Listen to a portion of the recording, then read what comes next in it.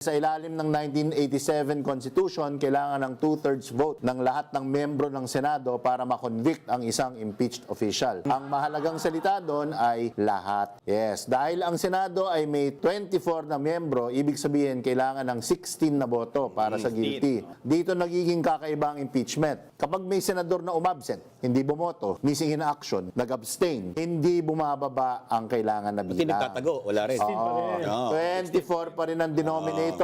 Ibig sabihin, sa practical na politika, ang hindi pagboto ay hindi neutral. Nakakatulong ito sa acquittal dahil anumang kulang sa 16 ay automatic na panalo ang depensa.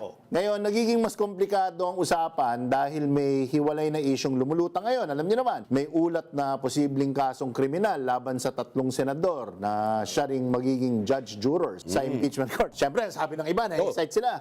Ayan, tanggal yung 3 senador sa bilangan dahil may kaso sila.